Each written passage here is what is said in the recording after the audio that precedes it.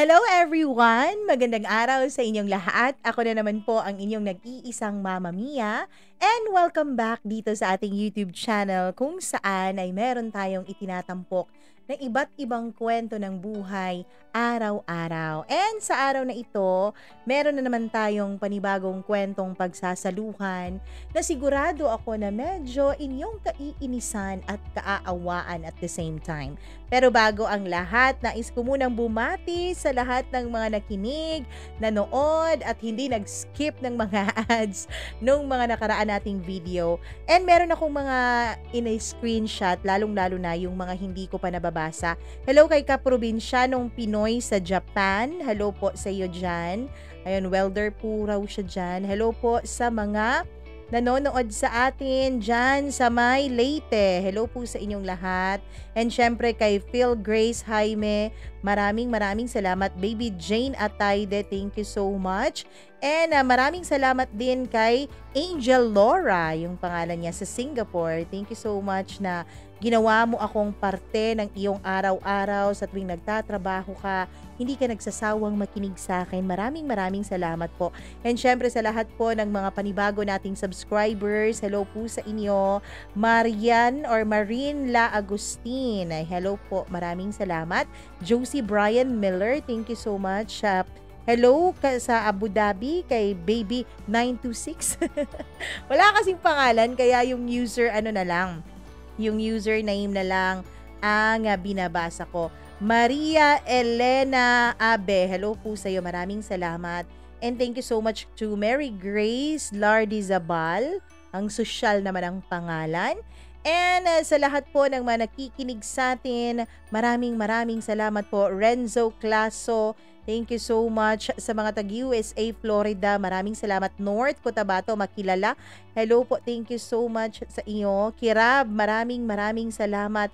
And sa lahat po ng mga nakikinig sa atin, araw-araw, walang sawang sumusuporta, lalong-lalo na yung mga nakaklik ng notification bell dyan. 'Di ba? So siguro alam nyo po na naa-update kayo sa tuwing meron tayong panibagong upload. Kaya naman, alam ko na inaabangan nyo talaga ang upload natin. Maraming salamat. Sally Buma, thank you so much po. Ayan, maraming salamat din kay Jovi Oreno sa Orenio family. Maraming salamat. Yung mga taga Malaysia, hello. Sa mga taga Agora, Cagayan de Oro City, hello po. Ayan, marami pa pala kayo. And syempre sa lahat ng mga nakikinig sa atin from Bicol, from Isabela, meron yung from Bohol, Saudi Arabia, meron din from Naga, Cebu. Hello sa inyo. Maraming salamat. At hindi po kayo nagsasawang sumuporta sa akin. Sa Panitan Capiz, maraming thank you. Sa mga nakaka-appreciate sa ating mga storya dyan sa may Zamboanga City, salamat po. Saan pa ba? Naku, nawala na. Na-exit na po yung YouTube natin. Ayan, maraming salamat sa inyong pakikinig, panonood, and syempre sa inyo pong pag-subscribe dito sa ating YouTube channel. Kung ikaw po na nakikinig ngayon, kung hindi ka pa nakapag-subscribe, please do click the subscribe button, click the notification bell para lagi ka pong updated sa tuwing may bago tayong video na ina-upload dito sa ating channel. Ako po pala ay hihingi muna ng paumanhin dahil ang ating itatampok na kwento ngayong araw ay may pagkasensitibo po. Lalong-lalo na doon sa mga kabataan at doon sa mga magulang na alam kong masasaktan kapag narinig nila ang kwento natin ngayong araw. Kayo po ba, may mga bagay po ba sa buhay nyo na napakahirap gawin? Napakahirap panindigan? Alam mo kung ano yung pinakamahirap panindigan para sa akin? Yun pong pagsuko ng lahat. Kasi noon, sinasabi ko lagi na si Lord ang bahala. Pero kapag nasa isang sitwasyon ka na, nasa isang sitwasyon ka na parang mawawala sa'yo yung pinaka-importanting bagay sa buhay mo, parang ang hirap-hirap ipagkatiwala sa iba yung magiging desisyon mo. Yung magiging resulta ng mga aksyon mo. Parang atat na atat kang malaman.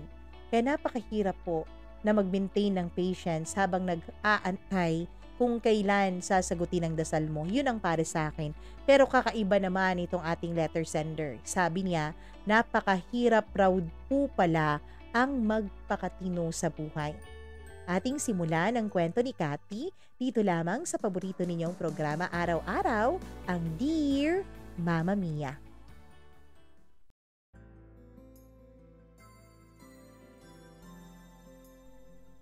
Bakit ba mahirap ang magpakatino sa buhay?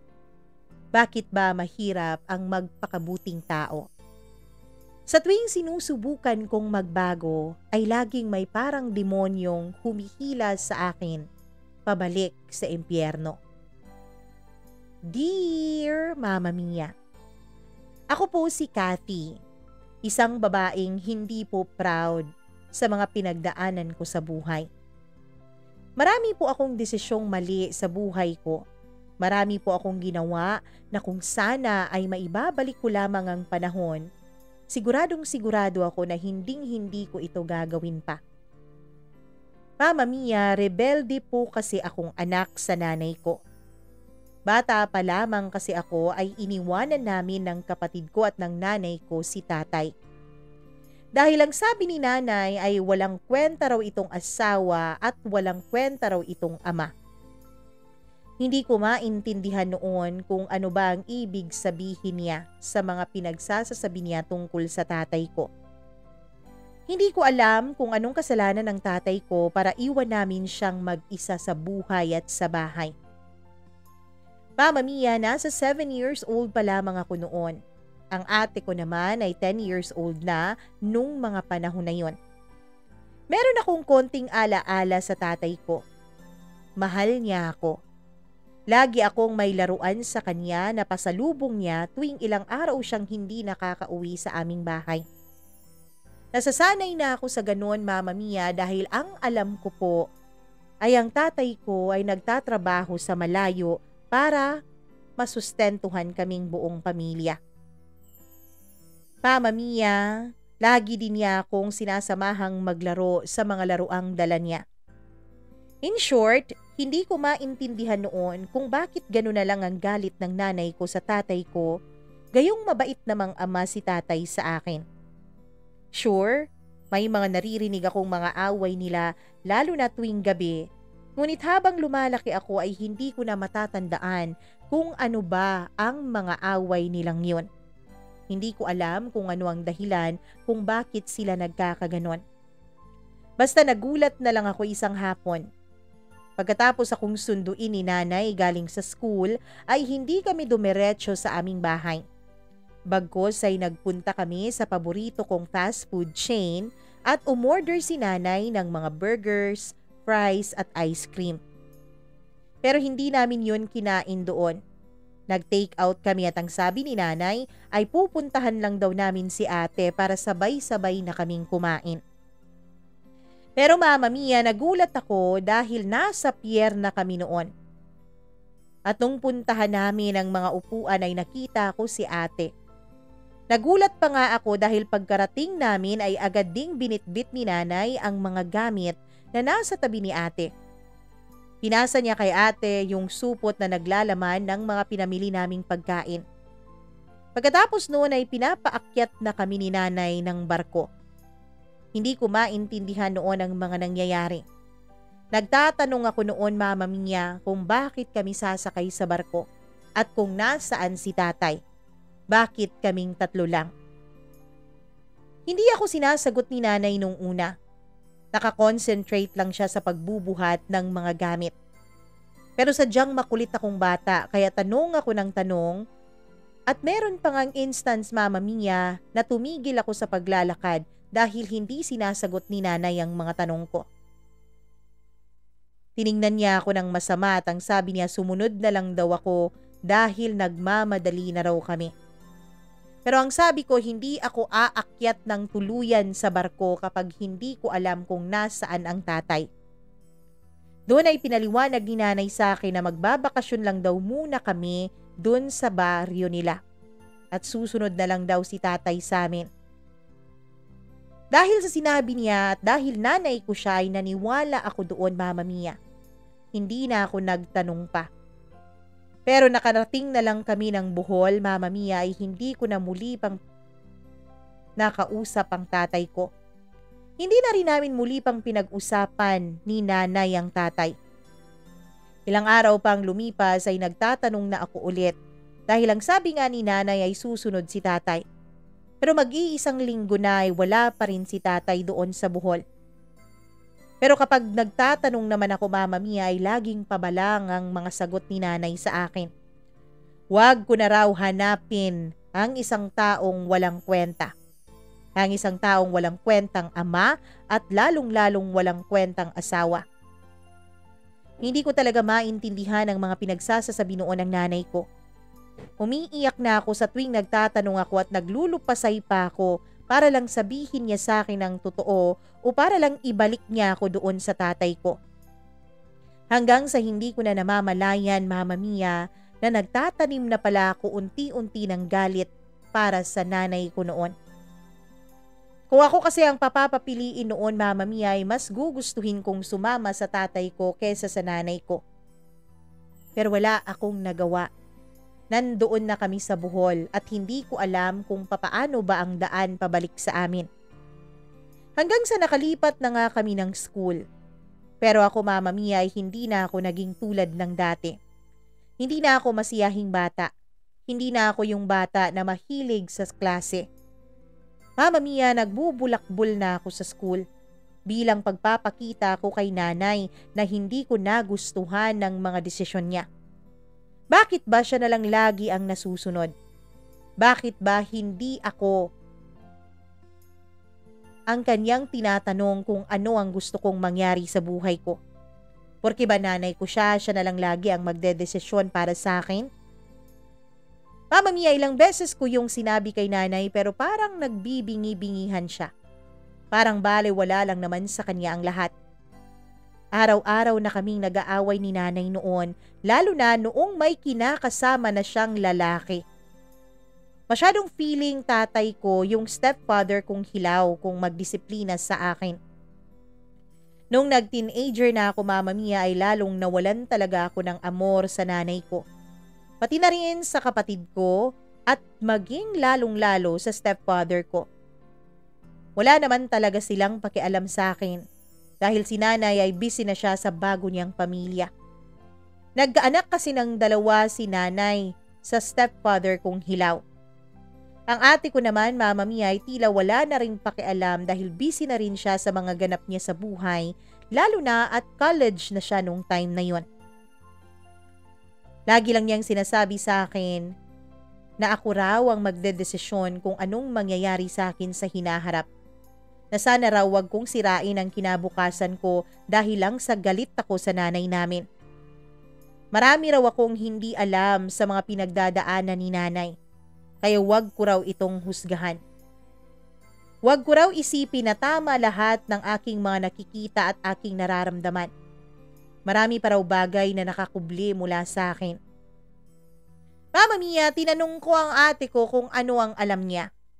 Kasi hindi ba? Paano ko maiintindihan ang isang sitwasyon kung hindi ko alam kung ano ang pinag-ugatan noon? Pero maging si ate, sabi niya ay si nanay na lang daw ang magpapaliwanag sa akin pagdating ng panahon. Kaya naman naisip ko na palusot lang yun ni ate.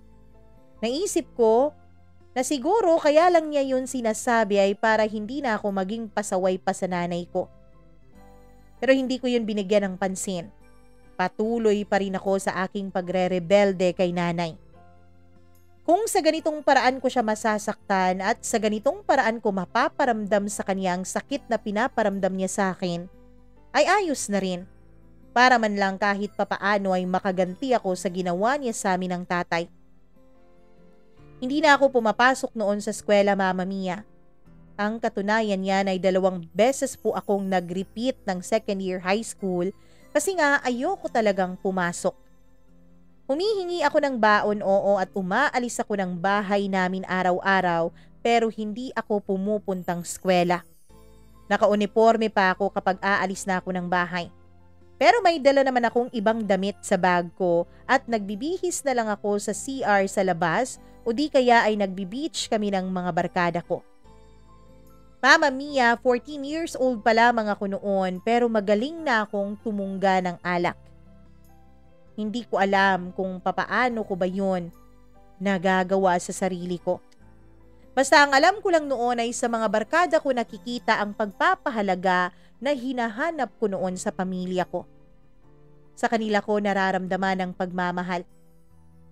Patuloy ako sa ganung buhay hanggang nga sa naging repeater na ako ng high school, Mama Mia, at nalaman na nga ng nanay ko na hindi na ako pumapasok sa eskwela.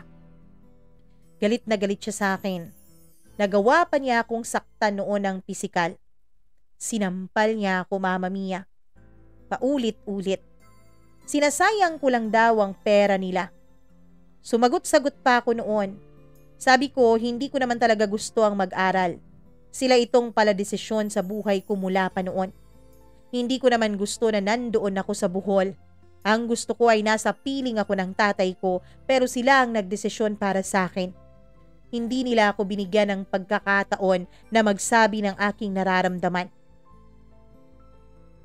Mama Mia, pagkasabi ko noon ay umiyak ako ng umiyak. Inilabas ko lahat ng galit ko. Pero inawat kami ng stepfather kong hilaw. Sabi niya ay nakakahiya raw kami sa mga kapitbahay. Mama Mia, sinubukan rin akong kausapin ng stepfather ko ng malumanay, pero wala akong paki sa kanya noon. Alam ko pakitang tao lang ang lahat ng yun, para magmukha siyang mabait sa paningin ng ibang tao. Kaya kahit anong pangaral, galit, sigaw, sabunot, sampal ang gawin nila sa akin, ay wala na akong pakialam. Wala na akong nararamdaman. Hindi na ako nasasaktan sa mga ginagawa nilang yun sa akin. Mama Mia, pinapalampas ko na lang sa kabilang tenga ko ang lahat ng kanilang paninermon. Kahit na ilang beses nila akong pinagsabihan na mag-aral ng mabuti dahil para lang din daw sa akin yun pagdating ng panahon. Sinabi ko sa kanila na wala akong pakialam kahit masira na ang buhay ko. Dahil matagal na nila yung sinira mula noong inilayo nila ako sa tanging taong nagmamahal sa akin. Pagkasabi ko noon ay pumasok ako agad sa kwarto ko at doon patuloy na umiyak. Pero kinabukasan ay balik na naman ako sa dati kong gawi.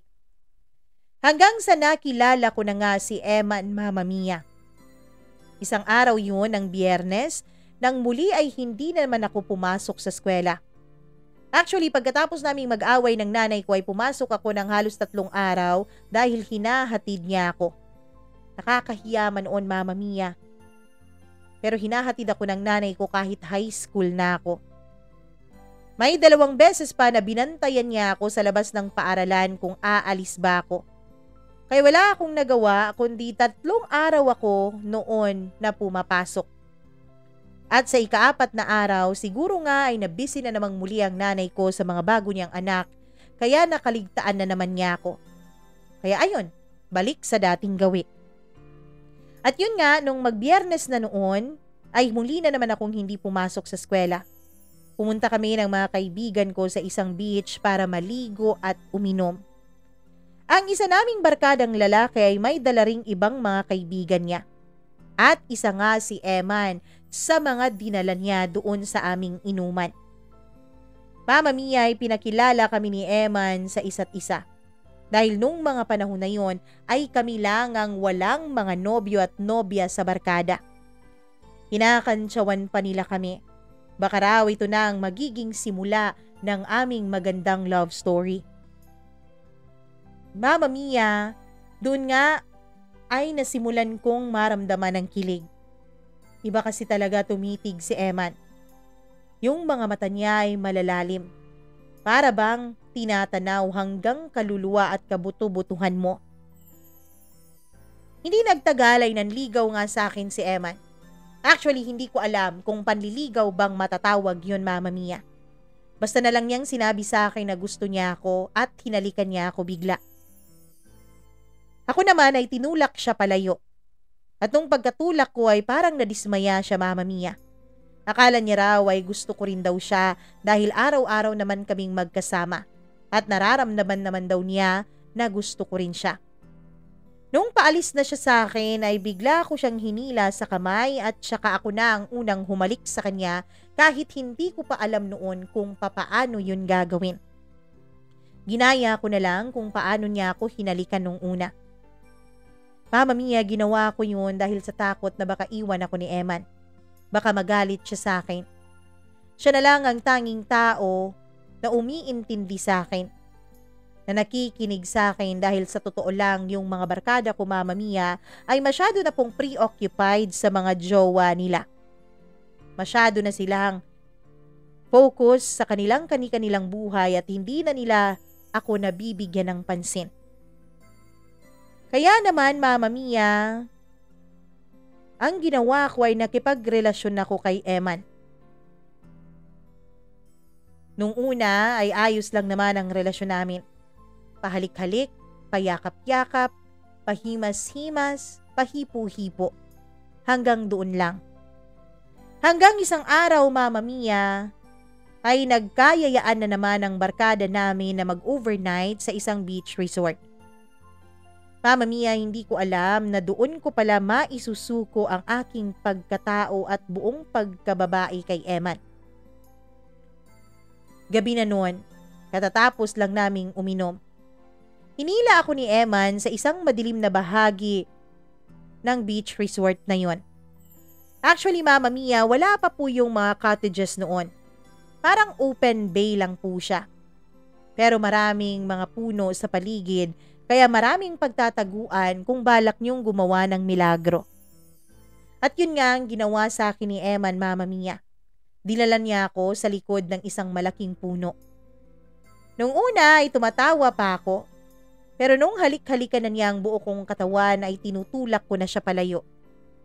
Kaso lang, Mama Mia, ay muli na naman akong pinaandaran ni Eman sa kanyang pagiging drama king. Hindi ko raw ba siya gusto? Bakit daw parang nararamdaman niya na hindi ko kayang ibigay ng buong buo ang pagmamahal ko sa kanya? Kaya naman dahil sa ayoko nga na magtampo siya sa akin at baka maghiwalay kaming dalawa, kahit na hindi ako handa noon, Mama Mia, kahit na natatakot ako sa mga posibleng mangyari, ay pinagbigyan ko si Eman. Ibinigay ko ang sarili ko sa kanya. Mama Mia, hindi ko alam, pero ngayon na naiisip ko ay parang ang cheap-cheap kong babae. Unang karanasan ko, pero nandoon ako sa likuran ng isang malaking puno at sa buhanginan pa. Wala man lang malambot na kama sa aking likod. Mama Mia, 16 years old ako noon nung madonselya ko ni Eman. At pagkatapos nga na mangyari yun ay naramdaman ko naman na parang unti-unti ay minamahal din ako ni Eman. Mas lalo niyang pinaparamdam sa akin na gustong-gusto niya ako. Kapag nasa harapan kami ng mga barkada namin ay lagi niya akong hinahalikan at niyayakap. Ako naman ay kinikilig sa tuwing ginagawa niya yon. Kaya naman ang unang beses na may nangyari sa amin ay nasundan pa ng napakaraming beses. Ang buong akala ko, Mama Mia, ay magtuloy-tuloy na ganun kaganda ang relasyon ko kay Eman. Ang buong akala ko ay wala nang magiging sagabal pa sa aming dalawa. Mama Mia, wala po akong ibang pangarap noon kundi ang makasama si Eman. Hanggang sa isang araw, sinabi ko sa kanya na pwede bang sumama na lang ako sa kanya. Ayoko na kasi sa bahay namin dahil palagi na lang kaming nag-aaway ng nanay ko at ngayon kahit stepfather ko ay pinagagalitan na ako na para bang anak niya ako. Pati ate ko, Mama Mia, ay hindi na rin kumakampi sa akin. In short, pakiramdam ko talaga ay parang lahat sila sa bahay ay galit sa akin. Yung mga kapatid ko namang nakababata sa akin ay ayokong nakikita.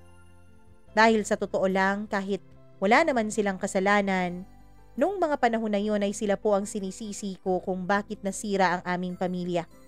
Kung bakit wala ng pag-asa na muli pang magkabalikan ng aking mga magulang. Sila at ang stepfather ko. Kaya naman, Mama Mia, nung sabihin ko kay Emma na gusto ko nang sumama sa kanya ay tumawa siya. Saan naman daw kami pupunta? Siya nga raw sa bahay nila ay halos pinapalayas na rin daw. Kinulit ko ng kinulit si Eman hanggang sa nagalit siya sa akin. Sabi niya hindi pa raw niya ako kayang panindigan sa ngayon. Ang gusto raw muna niya ay mag-enjoy muna kami sa aming mga buhay. Noon Mama Mia ay unang beses ko pong nagalit sa kanya. Ang akala kong tao na dadamay sa akin at tao na kailanman ay hindi ako pababayaan, ngayon ay pinagtutulakan akong palayo dahil hindi pa niya kaya na buhayin ako. Sabi ko naman sa kanya ay magtatrabaho kaming dalawa. Hindi ako magiging pabigat. Pero ang sabi niya ay ayaw pa raw daw niya. Kung magpupimilit raw ako Mama Mia ay mapipilitan raw siya na hiwalayan ako. Doon ay nagbago na namang bigla ang aking isip.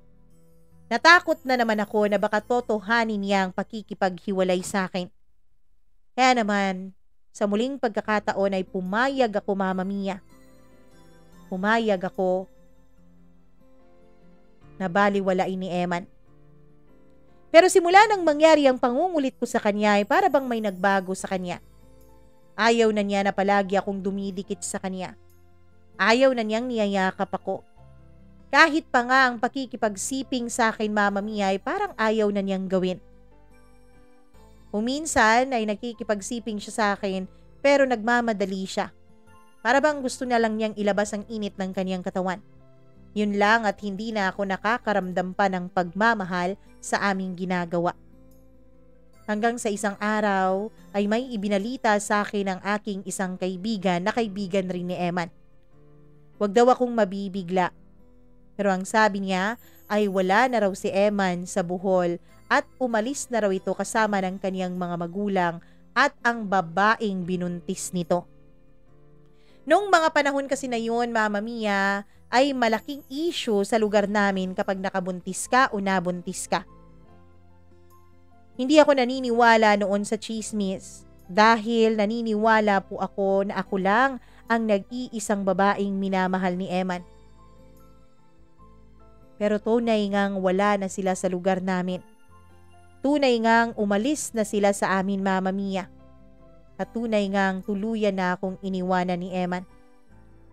Wala po akong ibang alam kung papaano siya kokontakin. Ganun na lang, nawala siya na parang bula. Hindi na siya muli pang nagpakita sa akin at ginamit lang niya ako.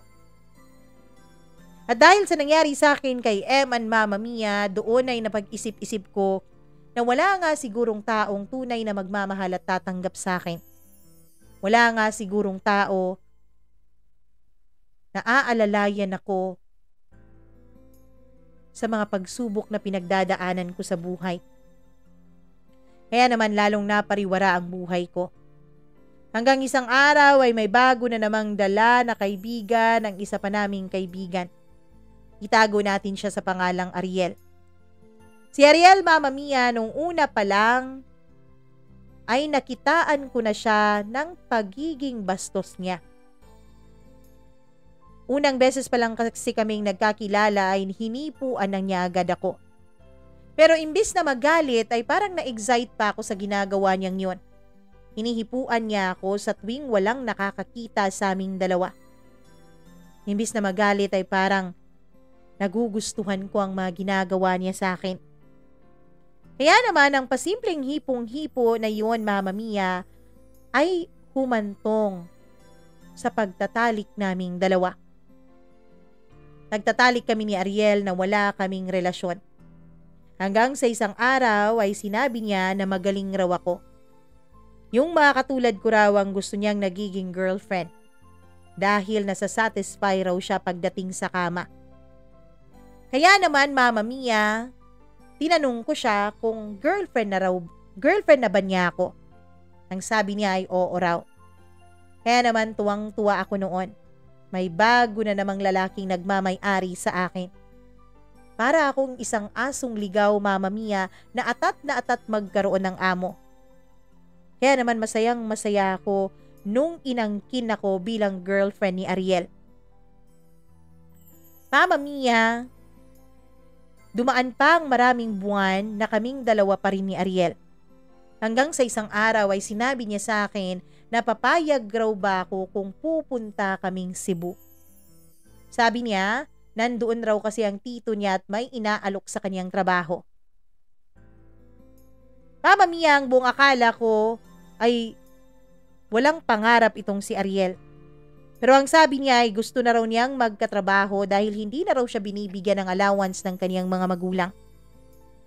Kaya naman pumayag akong sumama sa kanya sa Cebu. Ito na ang pagkakataon ko, Mama Mia, para makahiwalay at makalayo sa mga magulang ko. Para makalayo sa pamilyang wala namang pakialam sa akin. Kaya naman nakipagtanan ako kay Ariel, Mama Mia. 18 years old ako nung mangyari ang mga bagay na ito. At nung nagtanan kami, ay pumunta kami sa bahay ng tito niya. Mama Mia, yung tito niya ay wala raw asawa. Meron daw noon pero nagkahiwalay sila at wala naman daw silang anak. Malaki ang bahay ng kanyang tito. Halatang may kaya ito sa buhay. Pagkapasok ko pa lang sa bahay ay binati na agad ako ng tito niya. Palangiti ang kanyang tito, Mama Mia, kaya alam na alam ko sa sarili ko na at home ako doon at naaalagaan ako doon. Kaya naman, laking tuwa ko at hindi ako nagsisi noon sa naging desisyon ko sa buhay na sumama kay Ariel sa Cebu. Mama Mia, 1 linggo kaming nag-stay sa bahay ng kanyang tito na kaming dalawa lang. Dahil yung tito niya ay may inatinan na press conference daw. Hindi ko alam kung ano yun noon.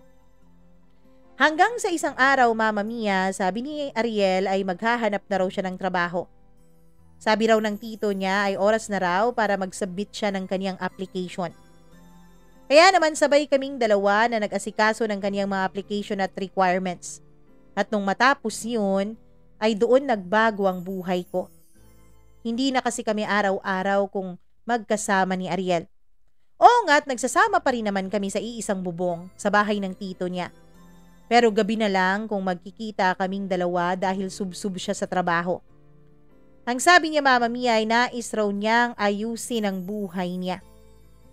Kaya naman, natuwa ako noon. Naisip ko na gusto ko na ring ayusin ang buhay ko, Mama Mia. Sabi ko sa tito niya, ay i-apply niya rin ako ng trabaho. Pero ang sabi ni tito ay wag muna daw ngayon dahil kaka-18 ko pa lang. Antayin ko na lang daw kung mag-20 years old na ako. Ang gawin ko na lang daw ay tulungan siya sa mga gawaing bahay. Kaya yun ang ginawa ko, Mama Mia. Pinakita ko sa tito ni Ariel na hindi siya nagkamali sa pagkupkup sa amin. Pero Mama Mia, habang pinipilit ko pong baguhin ang sarili ko, ay ang tukso naman at ang demonyo naman ang pumipilit na lumapit sa akin. Isang araw po, Mama Mia, ay nakita ko pong bukas ang pinto ng tito ni Ariel. Mag-aalas 9 na noon ng umaga kaya ang buong akala ko ay umalis na ito. Papasok sana ako doon para linisin ang kwartong yun dahil hindi ko pa yun nalilinis. May dala pa akong walis noon. Pero pagkapasok ko, Mama Mia, ay gulat na gulat ako sa aking nakita. Ang tito ni Ariel, nakahiga sa kama, walang ni anumang saplot at nagsasarili. Mama Mia, hindi ko maintindihan ang sarili ko noon. Ilang araw na rin na hindi kami nagniniig ni Ariel dahil masyado siyang busy sa kanyang trabaho. Sabi niya wala raw siya sa mood. Mama Mia, akmang aalis na sana ako doon pero para bang nakapako ang mga paa ko sa sahig. Hanggang sa mapatingin sa akin ang tito ni Ariel. Anong ginagawa mo dyan, Cathy? May makati ba sa'yo? Halika, tulungan kitang kamutin yan. Alam ko kung anong tinutukoy niya, Mama Mia. Alam ko na dapat ay umalis ako doon. Pero hindi ko magawa. Kung kanina ay parang nakapako ang mga paa ko sa sahig, ngayon naman ay parang may humihila sa akin papalapit sa kanya. Lumapit ako sa kama niya. Hinawakan niya ang kamay ko at pinahawak niya yun sa kanyang ari. Hindi ko maintindihan pero kusang gumalaw ang mga kamay ko. Hanggang sa bumangon siya, Mama Mia, at hinalikan niya ako. Hinubaran niya ako. Mama Mia, may nangyari sa aming dalawa ng tito ng boyfriend ko nung araw na yun. At hindi ko po maipagkakaila na mas nagustuhan kayon kaysa sa naging karanasan ko kay Eman at kay Ariel. Naisip ko, Mama Mia, iba nga siguro talaga kapag mas may edad na yung lalaki. Mas magaling siguro talaga siya. Ilang beses pa naming inulit yun nung araw na yun. Hindi na pumasok sa trabaho niya ang tito ni Ariel. At pinagsaluhan na lang namin ang bawal naming pagniniig. Hanggang sa naging routine na namin yun. Araw-araw, Mama Mia. Kahit nga tuwing gabi at natutulog si Ariel ay lumalabas ako at pinapasok ko sa kwarto niya ang kanyang tito. Doon ay palaging may nangyayari sa aming dalawa. Mama Mia, hindi ko alam. Pero parang na-addict na ako sa gawaing yun. Para bang hinahanap-hanap na yun ang katawan ko. Ang tanging pahinga ko lang sa bagay na yun ay sa tuwing may regla ako. Minsan nga kahit may regla ako, ay pinipilit pa rin ako ng tito ni Ariel. Mama Mia, hanggang sa lumipas ang mga buwan na ganun palagi ang aming sitwasyon. Isang araw, Mama Mia, pagka-uwi ko galing palengke ay nagulat ako dahil nadatnan ko ang tito ni Ariel na may kasamang dalawang lalaking nag-iinuman. Ang sabi niya, Mama Mia, ay pagluto ko raw sila ng pulutan nila at kakaumpisa pa lang daw nilang mag-inom. Ako naman ay agad tumalima. Pumunta ako sa kusina at nagluto. Pero habang nagluluto ako, ay pumasok doon ang tito ni Ariel at niyakap ako mula sa likuran. Hinawakan niya ang mga dibdib ko mula sa likuran ko. Hinalikan niya ang leeg ko. Inaawat ko siya dahil baka may makakita sa amin pero hindi siya nakikinig. Patuloy siya sa paghalik at paghimas sa katawan ko. Ako naman, Mama Mia, aaminin ko po na unti-unti na ring nadadarang sa kanyang mga pinaggagawa sa aking katawan. Unti-unti na rin akong bumibigay. Hanggang sa hinarap ko siya at niyakap. Hinila niya ako papuntang lababo. Ipinatong niya ako doon at hinubaran ng aking pang-ibaba. Doon, Mama Mia, ay nakabuyang-yang sa harap niya ang aking pagkababae. Hinaligayan niya ako. Pero ang hindi ko alam, Mama Mia, ay may dalawang pares ng mga mata pala na kanina pa nanonood sa amin. Hindi ko alam na pinagmamasdan pala kami ng kainuman ng tito niya. At nung nasa rurok na ako ng kaligayahan ay bigla niyang tinigil ang ginagawa niya sa akin. Ang sabi niya ay may gusto raw tumikim sa akin. Mama Mia, bitin na bitin ako nung panahon na yun. Kaya naman tumango ako. Doon ay biglang pumasok ang dalawa niyang kainuman na sa tansya ko ay kaidaran niya lang din. Oo, Mama Mia. Pinagpasa-pasahan nila ako nung araw na yun. Hindi ko naman masasabi na pinilit ako dahil ang totoo ay para bang nabitin din ako sa ginawa ng tito niya sa akin. Mama Mia, hindi ko alam. Pero imbis na mandiri sa katawan ko at mandiri sa sarili ko, ay para bang mas nagustuhan ko pa ang nangyayari sa amin. Para bang gustong-gusto ko na marami ang nagpapantasya sa akin, na marami ang nagkakagusto sa katawan ko. Doon nga, Mama Mia, ay inumpisahan kong pasukin ang mundo ng kalaswaan na kasama hindi lang ang iisang lalaki, kundi marami pa sila. Hanggang isang gabi ay may pinatikim sa akin ang tito ni Ariel. Mama Mia, yun ay ang ipinagbabawal na gamot. Nung una ay ayoko talaga, pero pinilit nila ako. Ang sabi nila ay mas magugustuhan ko raw ang pakikipagtalik ko sa kanila at mas magtatagal raw ako kapag yun ay ginamit ko. At dahil na curious na rin ako sa kung ano bang lasa noon at kung ano bang pakiramdam na gumagamit noon, ay sinubukan ko na rin, Mama Mia. Mama Mia, oo, gumamit ako ng ipinagbabawal na gamot. Hindi lang isang beses kundi maraming beses pa. Para akong na-addict noon. Sila po ang nagsusupply sa akin kapalit ng katawan ko. Hanggang sa para na akong naging parausan ng bayan. Hanggang sa para na akong naging sausawan ng lahat. Isang araw, Mama Mia, ay umuwi si Ariel galing sa trabaho. Naabutan niya akong sumisinghot ng droga. Akala ko nga ay magagalit siya. Pero ang sabi niya, mabuti na lang daw at alam ko na ngayon kung paano yun gagamitin. At least hindi na raw siya magtatago kapag gagamit siya ng ganon. Doon ay nagulat ako. Hindi ko pala talaga kilala ang lalaking kinakasama ko. Pati pala siya ay gumagamit ng ganon. Hindi pa nga ako tapos ay binawi niya sa akin yung paraphernalia at siya naman ang suminghot. Pagkatapos nun, Mama Mia, ay bigla kaming naging high dalawa at bigla kaming nagkaroon ng desire na mag-sex dalawa. Yun nga, may nangyari nga sa amin. Sumisigaw pa si Ariel habang ginagalaw niya ako. Pumasok naman doon ang tito niya, Mama Mia. Tinawag pa siya ni Ariel kung gusto raw ba niya na sumali sa amin.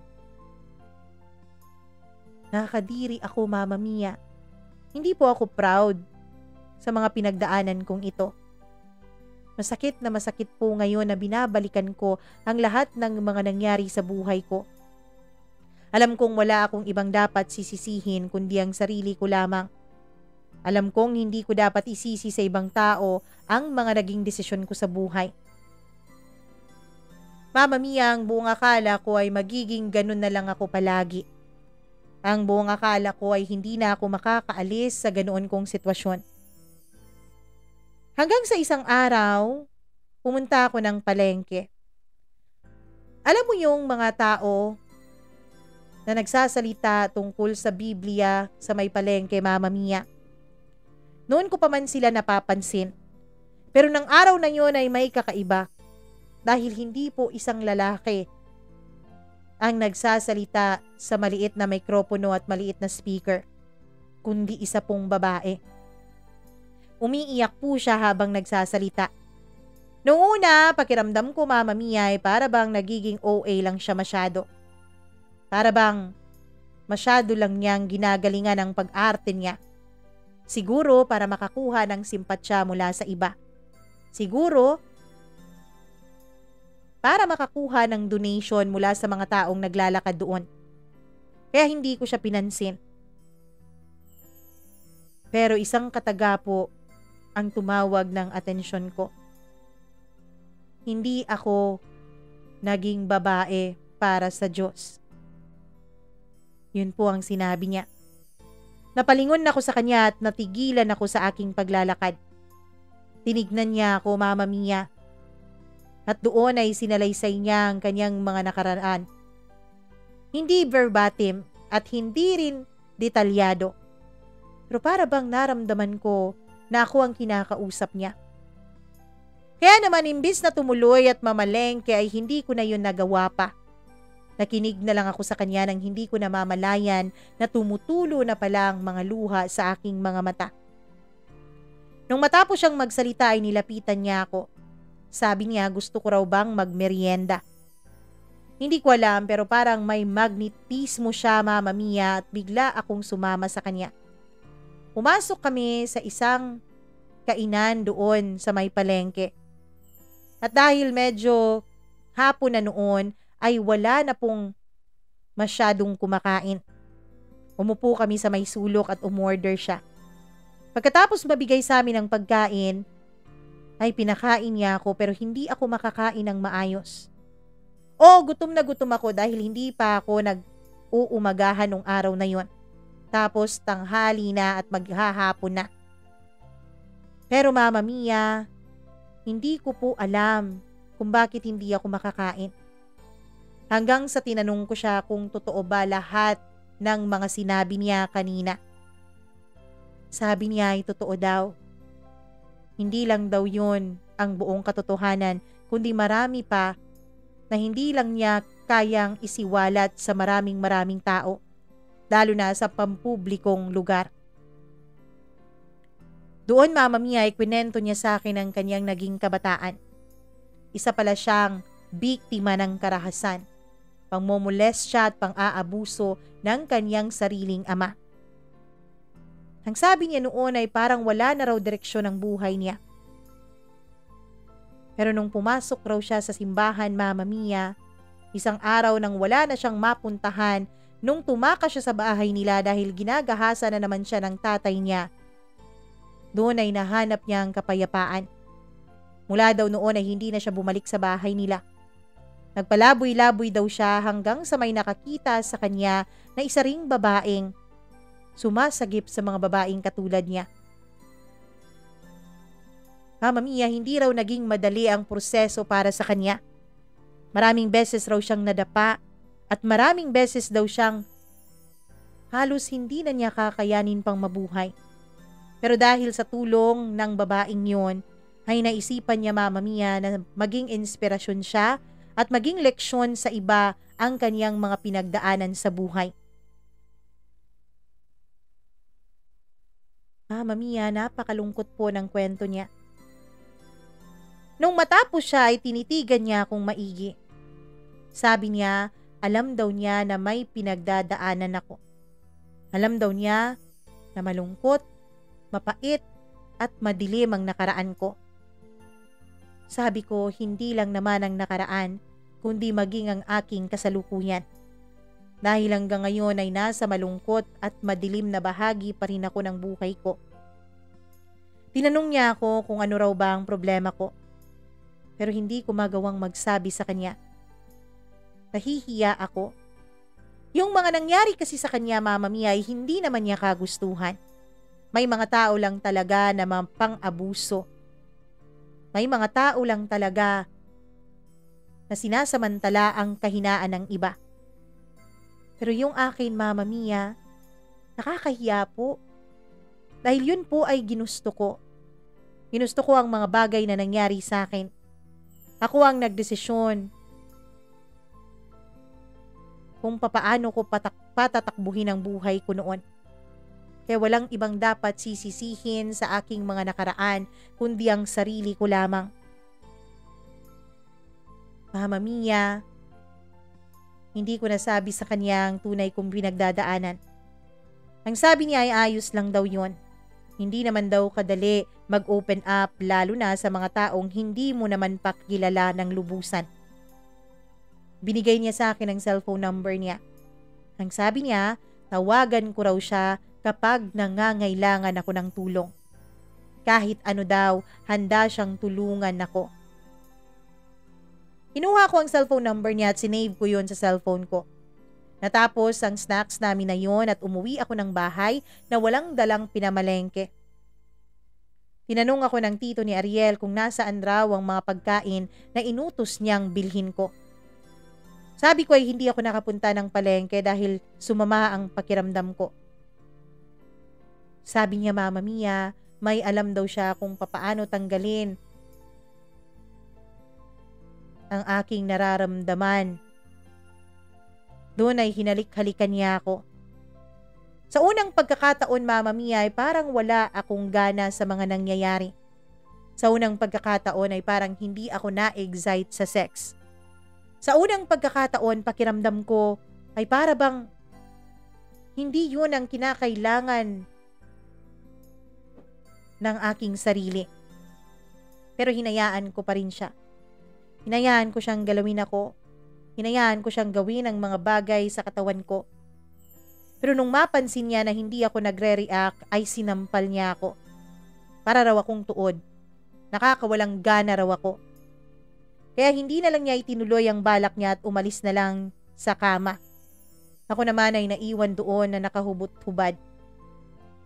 Nung tiningnan ko ang sarili ko, Mama Mia, ay bigla na lang akong naiyak. Bakit ko ba hinayaan na magkakaganito ako? Bakit ko ba hinayaan na babuyin ako ng iba't ibang lalaki? Bakit ko ba binababoy ang sarili ko? Iyak ako ng iyak noon. Isinara ko ang pintuan at nilak ko yun at ibinuhos ko lahat ng bigat na nararamdaman ko. Hanggang sa para bang may isang boses na bumubulong sa akin. Natingnan ko raw ang cellphone ko. Nung tiningnan ko yun, Mama Mia, ang una kong nakita ay ang contact number nung babaeng nakausap ko kanina. Ewan ko ba? Pero sa nanginginig na paraan ay denial ko yun. Nagring yun. Ilang beses pang nagring. Hanggang sa naputol na at wala namang sumasagot. Umiyak akong muli, Mama Mia. Inisip ko na siguro nga ay hindi gusto ng Panginoon na mabago ko ang buhay ko. Siguro nga, Mama Mia, ay ayaw talaga ako o ayaw sa akin ng Panginoon. Ilang saglit pa ay nagring ang cellphone ko. Nakita kong rumehestro doon ang pangalan ng babaeng nakausap ko. Sabi niya ay nagro-rosaryo pa raw siya kanina kaya hindi niya narinig ang pag-ring ng kanyang telepono. Tinanong niya kung ano raw ba ang kailangan ko, kung may problema raw ba. Doon ay umiyak ako ng umiyak. Sabi ko kailangan ko ng tulong niya. Mama Mia, nagkita kaming dalawa nung gabing yon. Binitbit ko na ang ilan sa mga gamit ko. Hindi ko kasi mabitbit ang lahat at wala rin akong paglalagyan. Sabi niya doon na muna raw ako tumuloy sa bahay niya. Mag-isa na lang naman daw siya doon dahil yung babaeng tumulong sa kanya noon ay matagal nang namayapa. Mama Mia, sa unang pagkakataon, kahit na maliit lang ang bahay na yun, kahit hindi naman talaga kagandahan, sa unang pagkakataon po ay naramdaman ko na parang may kapayapaan sa puso ko. Pagkarating namin ay pinainom niya ako ng tubig at inalok ng pagkain. Pero wala po akong gana. Umiyak lang ako ng umiyak. Siya naman ay hinihimas lang ang likod ko at ang sabi kung handa na raw ako ay makikinig raw siya. Pero nung gabing yun ay walang kwentuhan na nangyari dahil panay iyak lang talaga ang ginagawa ko. Mabigat na mabigat pa rin ang dibdib ko kahit ilang oras na akong umiiyak noon. Hanggang sa nakatulugan ko na nga ang pag-iyak, Mama Mia. Kinabukasan nagising ako sa amoy ng tuyo na piniprito. Pagkagising ko ay nasa sala pala ako nakatulog. Natanaw ko siya mula sa kusina at ngumiti siya sa akin at ang sabi ay maganda na raw ako dahil kakain na kami ng umagahan. Habang kumakain kami, Mama Mia, ay hindi siya umiimik. Tinitingnan lang niya ako at kapag tumitingin ako sa kanya ay ngumingiti lang siya. Hanggang sa ako na mismo ang nag-open up sa kanya ng mga nangyari sa buhay ko. Taimtim siyang nakikinig. Tinignan ko ang mga mata niya pero wala akong nakitang panghuhusga mula doon. Para bang naiintindihan niya lahat ng mga pinagdaanan ko. Mama Mia, kahit napaputol-putol ang kwento ko dahil umiiyak pa rin ako, ay hindi po siya sumasabat sa akin. Pinakikinggan niya lang ako. Hanggang sa matapos ko nang sabihin sa kanya ang lahat-lahat. Pagkatapos kong sabihin sa kanya ang mga naging karanasan ko ay humagulgul ulit ako sa pag-iyak. Doon ay niyakap niya ako, Mama Mia. At ang sabi niya, kailangan raw naming pumunta sa simbahan at ikumpisa lang lahat ng mga naging karanasan ko. Dahil kung hindi ko raw yun ikukumpisal, ay magiging mabigat daw yun habang buhay sa akin. At yun daw ang hihila sa akin paulit-ulit na bumalik sa mga kasalanang ginawa ko noon. Mama Mia, Wala na akong pagtutol pa sa kanyang mga sinabi.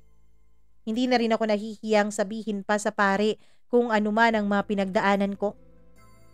At pagkatapos ko ngang mangumpisal, doon ay para bang gumaan ng aking pakiramdam. Ang sabi niya Mama Mia ay tutulungan niya raw ako.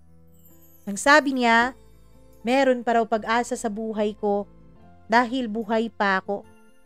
Magtiwala lang daw ako sa Diyos. Pero Mama Mia, hindi po naging madali ang journey ko para baguhin ang sarili ko. Hindi po madaling ipaubaya sa Diyos lahat ng mga nagawa ko. Kasi ang totoo niyan, hindi naman sa hindi ako naniniwala sa Diyos.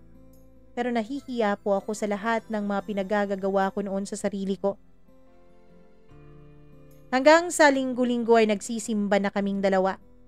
Araw-araw ay nagbabasa kami ng Biblia. Hanggang sa isang araw ay pumasok na lang bigla sa sarili ko na paano kaya kung uwian ko sa Bohol ang nanay ko at ang kapatid ko. Siguro nga Mama Mia, hindi ako tuluyang mapapatawad ng Diyos kapag hindi ko pa sila napatawad at kapag hindi rin nila ako napapatawad. Kaya naman nagpaalam ako sa babaeng sumagip sa akin. Ang sabi ko ay uuwi muna ako sa pamilya ko.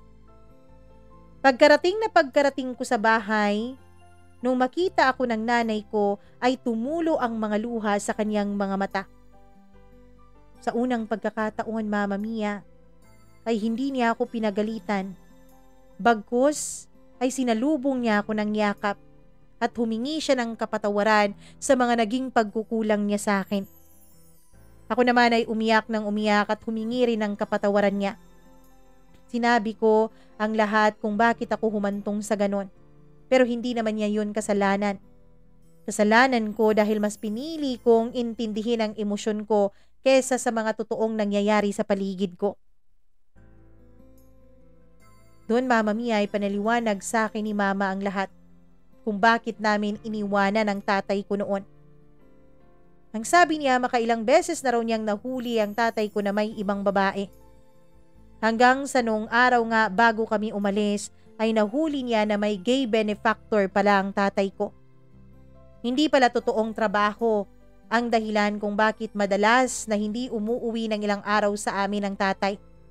Kundi nandoon ito sa kabit niyang bakla na siyang bumubuhay sa amin. Nandiri raw ang nanay ko sa kanya lalo pat nalaman niya na ang mga kinakain namin sa araw-araw ay galing sa masama. Galing sa nakakahiyang bagay. Doon Mama Mia ay naintindihan ko ang mga naging desisyon noon ng nanay ko. Naintindihan ko kung bakit niya yun ginawa. Lumuhod akong humihingi ng tawad sa kanya dahil ilang taon ko rin siyang pinahirapan sa pag-aakalang siyang dahilan kung bakit rin ako nahihirapan na walang ama. Humingi rin ako ng tawad sa stepfather ko Mama Mia. At pagkatapos noon ay tuluyan na ngang gumaan ang pakiramdam ko.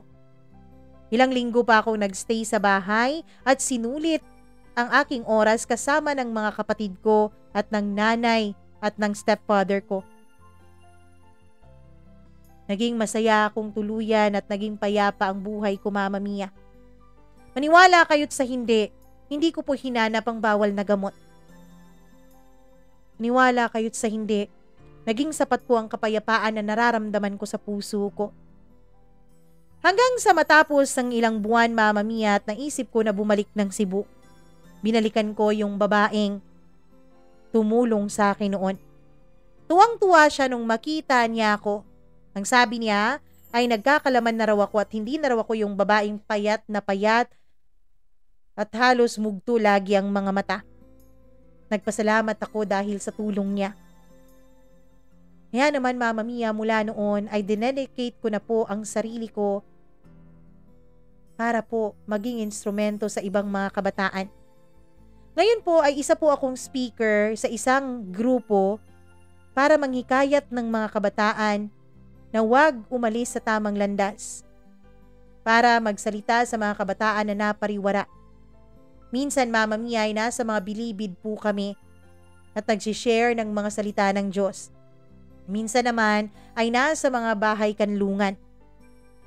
Minsan ay nasa mga paaralan din. Mama Mia, ngayon ay wala po akong asawa at wala po akong nobyo.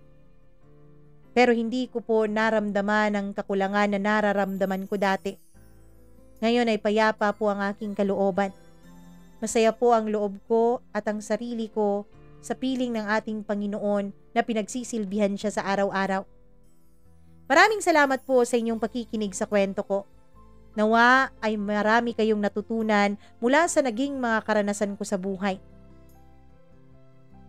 Lubos na gumagalang, Kathy.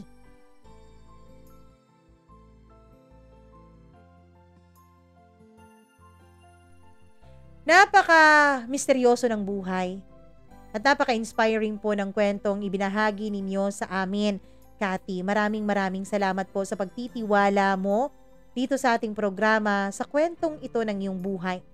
Na bagamat sensitibo, alam ko na maraming mga kabataan at mga magulang na pinagninilayan ngayon ang naging kwento ng buhay mo. Maraming salamat at nagsisilbi kang inspirasyon para sa iba, para maging mabuti ang mga buhay nila. Wala akong ibang masabi sa kwento mo kundi salamat. Sa lahat po ng nagustuhan ang kwento ni Kathy, please po share and like this video para po marami pa pong ma-inspire na mga katulad natin. Sana po ay subscribe nyo rin ang ating YouTube channel at i-click ang notification bell para lagi kayong updated sa bawat video na ating i-upload. At kung may sarili kayong kwento ng inyong buhay na nais nyong i-share, bukas po ang ating programa. Mag-email lamang po kayo, mamamiacdo0317@gmail.com. Huwag niyo pong kakalimutan na may mga iba pa po tayong mga uploads dyan na pwede niyo pong panoorin at pakinggan kapag wala po kayong oras or kapag meron po kayong oras at kapag wala po kayong magawa sa buhay. Nawa po ay ang mga kwentong aking ibinabahagi sa inyo ay nagsisilbi ninyong inspirasyon at gabay para patuloy na magsumikap na maging mabuting tao. Maraming salamat sa inyong pakikinig. Ako po muli ang inyong nag-iisang Mama Mia. Magandang araw sa inyong lahat.